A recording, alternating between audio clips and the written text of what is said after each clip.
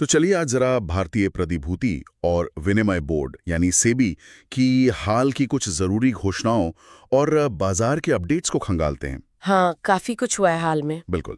हमारे पास कुछ अहम जानकारी है और आज हम यही समझेंगे कि इन बदलावों का निवेशकों और कंपनियों पर क्या असर पड़ेगा। सही। तो शुरुआत करते हैं एक बड़ी खबर से, है ना? वो ईएसजी बॉन्ड्स के लिए सेबी का नया फ्रेमवर्क। हाँ, ये बहुत महत्वपूर्ण कदम है।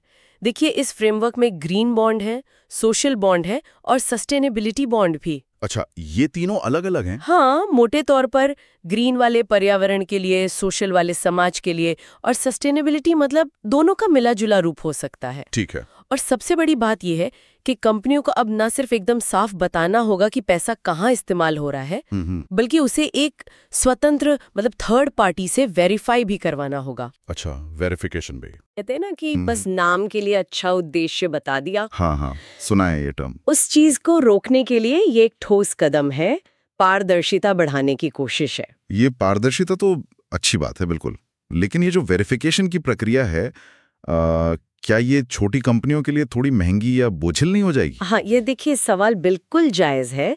शुरू में शायद थोड़ी लागत बढ़े, मान सकते हैं, पर इसका दूसरा पहलू भी है। इस पारदर्शिता से उन निवेशकों का भरोसा कितना बढ़ेगा जो वाकई सस्टेनेबल प्रोजेक्ट्स में पैसा लगाना चाहते हैं। हाँ, ये बात भी है। और लंबी अवधि में जो कंपनियां इसे ठीक से अपनाएंगी, उन्हें शायद बाजार में बेहतर पहचान, बेहतर वैल्यूएशन मिले। तो ये सिर्फ एक नियम का पालन नहीं, बल्कि अपनी विश्वसनीयता बनाने का भी एक जरिया है। हाँ, ये नजरिया काफी दिलचस्प है। तो एक तरफ तो ये ईएसजी नियम आ रहे हैं पारदर्शिता के लिए, जी, और दूसरी तरफ पारदर्शिता की कमी का फायदा उठाने वाले भी हैं। वो सेबी के नाम पर नकली ईमेल वाली बात चल रही है। ओ हाँ, वो तो बहुत ही गंभीर मामला है और सेबी ने खुद मतलब आधिकारिक तौर पर चेतावनी जारी की है। क्या कहा है सेबी ने? साफ कहा है कि सेबी कभी भी किसी भी निवेशक से सीधे पैसे नहीं मांगता, चाहे वो कोई जुर्माना हो या कोई फीस या कुछ और। बिल्कुल नहीं। कभी नहीं। तो ये सभी निवेशकों के लिए एक तरह का रेड अलर्ट है। जी। कोई भी ऐसा संदिग्ध ईमेल या मैसेज आए तो उस पर बिल्कुल भरोसा ना करें, कोई पेमेंट ना करें। तो फिर क्या करें? हमेशा जानकारी सेबी की ऑफिशियल वेबसाइट से या जो रजिस्टर्ड इंटरमीडियरीज हैं उनके जरिए ही कंफर्म करें। मतलब सतर्क रहना बहुत जरूरी है। सही कहा। सतर्कता तो बाहर के खतरों से चाहिए ही, लेकिन कंपनियों को अंदरूनी तौर पर भी तो नियमों का पालन करना होता है। इसी से जुड़ा एक मामला शायद ओमनीवॉर कैपिटल ट्रस्ट का है। हाँ बिल्कुल, ओमनीवॉर कैपिटल मैनेजमेंट ट्रस्ट 2। उन्होंने अपना एक फंड बंद करने में कुछ देरी की थी। आने के लिए उन्होंने सेबी के साथ एक समझौता किया है। करीब 14.62 लाख रुपए का सेटलमेंट अमाउंट है। तो ये दिखाता है कि रेगुलेटर सिर्फ नियम बना नहीं रहे। हाँ, उन्हें लागू भी करवा रहे हैं। ये एक उदाहरण है कि नियमों को गंभीरता से लेना होगा। लापरवाही की एक कीमत चुकानी पड़ती है। मतलब सख्ती भी है, लेकिन बाजार में कुछ अच्छी खबरें भी तो हैं।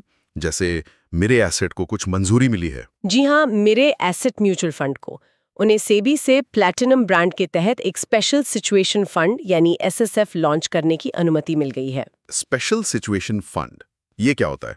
ये एक तरह का खास निवेश फंड है। ये खास तौर पर जो हाई नेटवर्थ वाले निवेशक होते हैं ना, एचएनआई, हाँ, उनके लिए होता है। ये फंड थोड़ी जटिल निवेश रणनीतियां अपना सकते हैं, जैसे शायद तनावग्रस्त संपत्तियों यानी स्ट्रेस्ड एसेट्स में निवेश करना।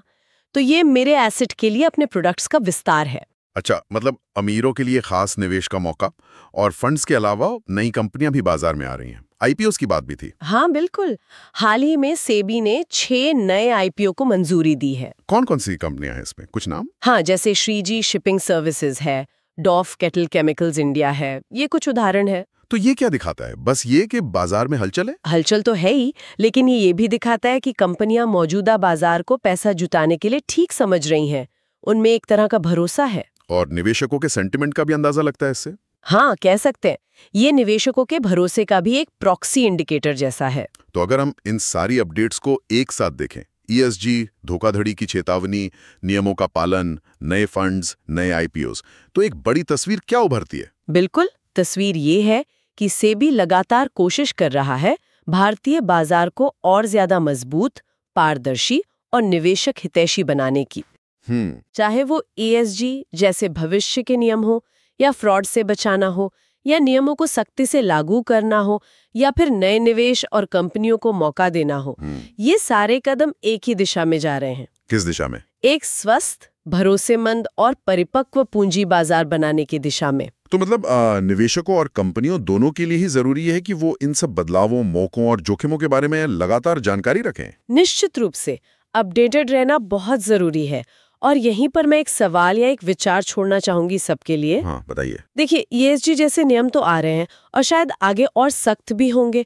सवाल ये है कि कंपनियां सिर्फ नियमों का पालन करने से आगे कैसे बढ़ सकती हैं? मतलब सिर्फ टिक बॉक्स एक्सरसाइज ना हो। बिल्कुल, वो इन सिद्धांतों को, इन वैल्यूज को अपनी असल बिजनेस स्ट्रैटेजी और रोज के कामकाज में कैसे उतार सकती हैं।